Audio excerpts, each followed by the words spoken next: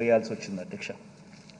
అధ్యక్ష, ఇక మనం అధికారంలోకి వచ్చేసరికి అధ్యక్ష పరిస్థితులు గమనించినట్లయితే ఇంకొక అన్యాయమైన పరిస్థితిలో మనం ఎక్కడ అధికారంలోకి వచ్చినామంటే అధ్యక్ష, రాష్ట్ర విభజన తర్వాత ఇప్పటికీ కూడా అధ్యక్ష మనం ఎదుర్కొంటున్న అనేక ఇబ్బందుల్లో అధ్యక్ష మనల్ని వెంటాడుతూ ఉన్న రెవెన్యూ లోటును, ఆ రెవెన్యూ లోటుకు మూలాలను కూడా ఒకసారి గమనించినట్లయితే అధ్యక్ష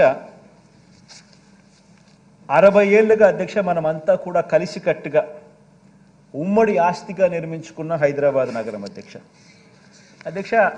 it's an economic power house అధ్యక్ష.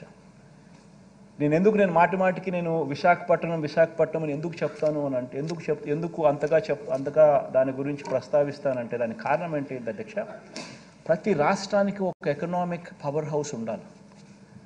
ఒక ఎకనామిక్ పవర్ హౌస్ అనేది రాష్ట్రానికి లేకపోతే, ఒక హైదరాబాదో ఒక బెంగళూరు ఒక చెన్నైయో ఇటువంటి నగరాలు ఏ రాష్ట్రానికైనా లేకపోతే రాష్ట్రానికి సంబంధించిన ఆదాయాలు ఎప్పటికీ పెరగవు.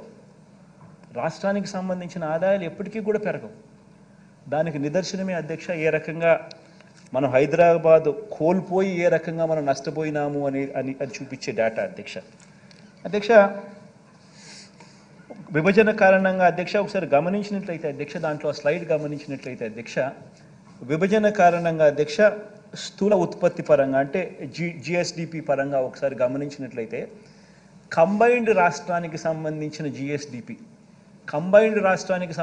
జిఎస్డిపి 17,31,148 కోట్లు 2018-19లో ఉంటే 50% మనకు తెలంగాణకు ఇంకొక 50% కనిపిస్తూ ఉంది. కానీ అక్కడ చూడాల్సింది ఏమిటంటే అధ్యక్ష, ఆ 50% 58% జనాభాకు, ఈ 50% 42% జనాభాకు. ఇది చాలా చాలా ఇంపార్టెంట్ అంశం అధ్యక్ష. ఎందుకంటే దీని ఇంపాక్ట్ ఏమిటి అని అంటే రాష్ట్రం ప్రతి సంవత్సరం 13,000 కోట్లు నష్టపోతుంది. 58% జనాభాకు 50% జిఎస్డిపిలో వాటా, ఇంకొక 50% వాటా 42% జనాభాకు.